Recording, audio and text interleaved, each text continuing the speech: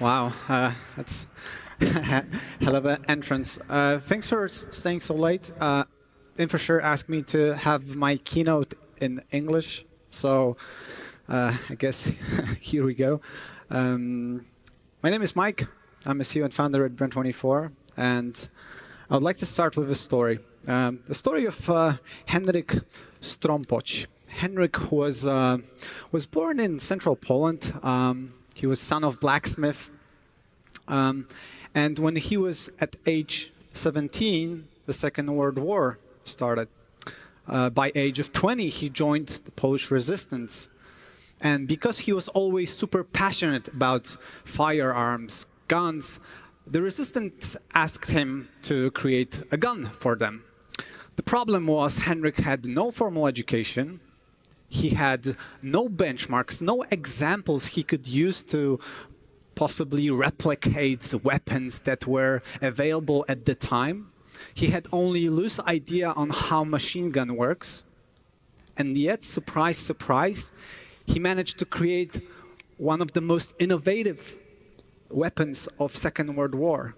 A gun, a submachine gun that's so innovative that major superpowers like US or Russia were unable to have this technology for the next 25 years.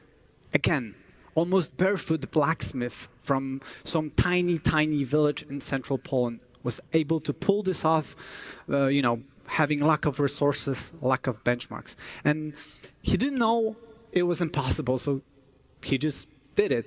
And this is how we arrive at my first topic, at my first point. We shouldn't look too hard at other solutions, at other people trying to solve the problem we are trying to solve. We shouldn't look too much at our competitors, because watching our competitors kills creativity. I guess I went a little over with the GIF, but I hope it works. And so you stop having your own ideas and you just replicate what's out there. And moreover, what works for them doesn't necessarily mean that it will work for you. I used to be super angry about various competitors, copying our design or features, while from the perspective I have today, I see that it wasn't a really good move, because what worked for our company didn't necessarily work for their company. Moreover, they were always a step behind. So we should consider this. And this is actually resonating with my second tip, with my second topic. And the second topic is that the grass always looks greener on the other side. I mean, we live in a world of distorted reality. The biggest mistake we make is we compare ourselves with the perception of others.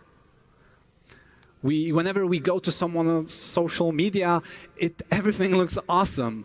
Everything looks absolutely amazing. And hell, I'm probably at fault here, because if you visit my social media, it's either a successful business or travel photography, videos, photos, freedom, yada, yada. And oftentimes I get a question, how do I manage all this while staying positive? And the answer is, I don't.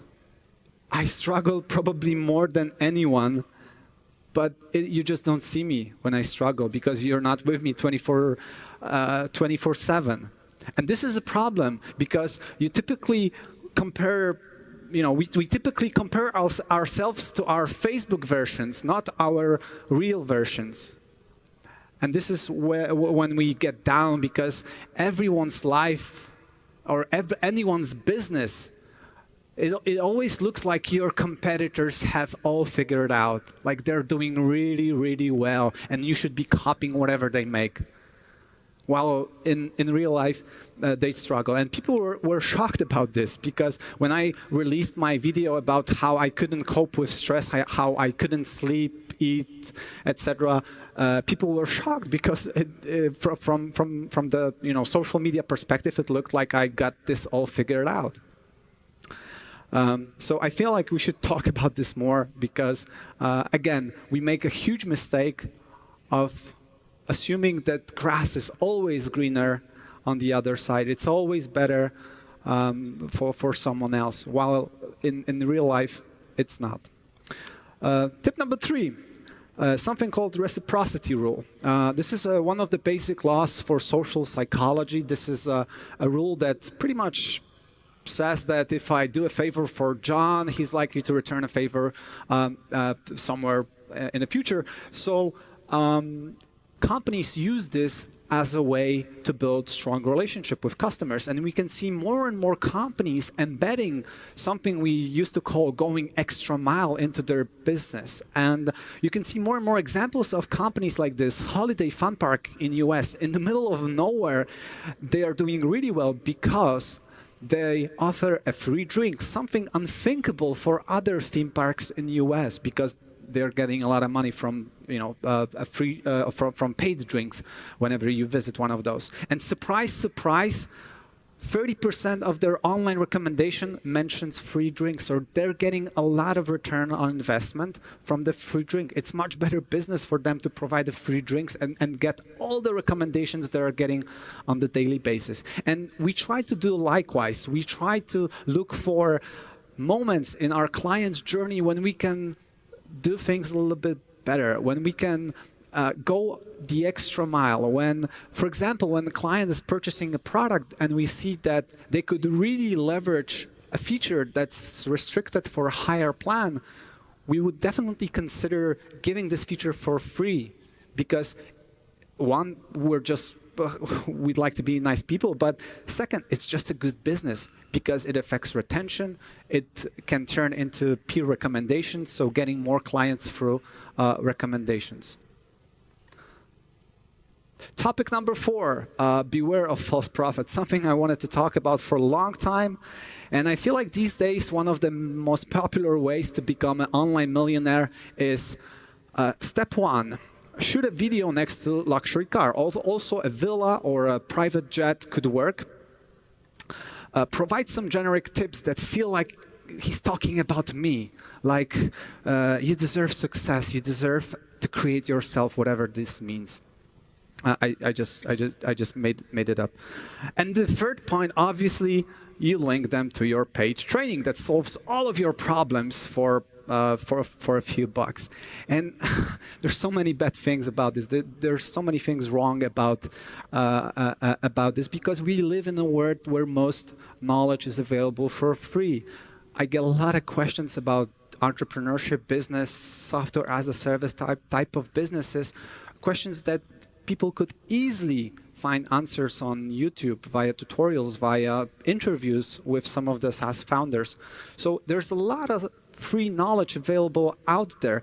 And I feel like people who created really meaningful businesses, multi-million-dollar businesses, rarely have paid trainings as a major source of income, as a major source of the revenue.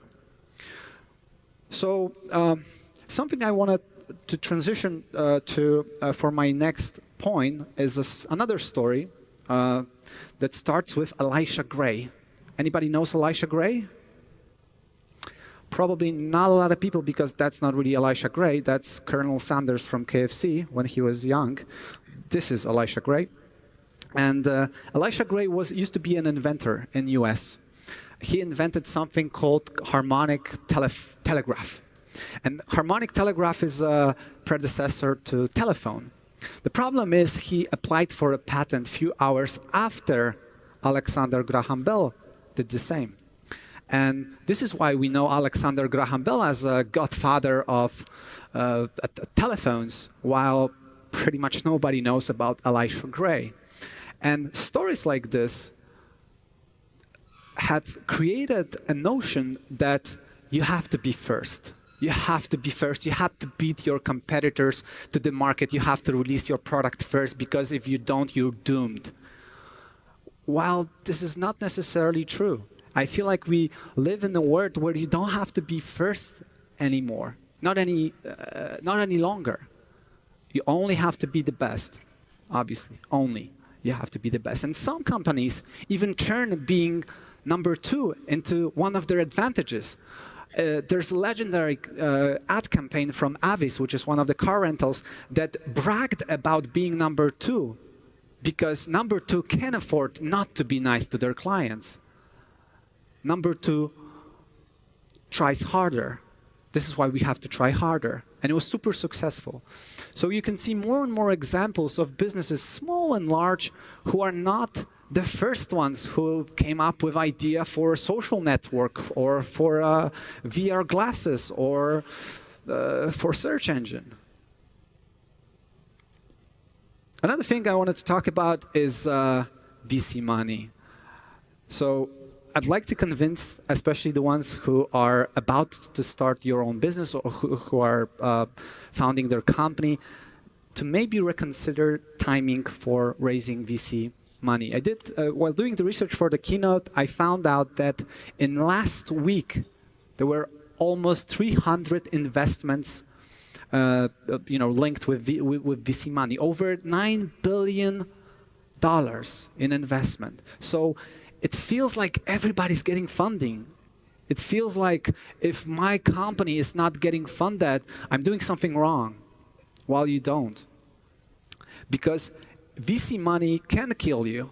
It can turn your business into a failure because it can draw your attention away from customers, getting revenue, things that are really important, towards long-term plans and things that you shouldn't really concern yourself about with at the beginning of the of running a business. So am I saying that VC money is bad? Hell no. It's just that there's a right time to get a VC funding, and in my opinion, the right time is whenever your business is ready to scale. And this is a slide we had within our IPO presentation when we were doing IPO in 2017. We knew that out of every dollar we spend on customer acquisition, we would get $5 return on investment within 15 months. So this is a perfect business to scale because we can put more towards input to get bigger return within next year or so.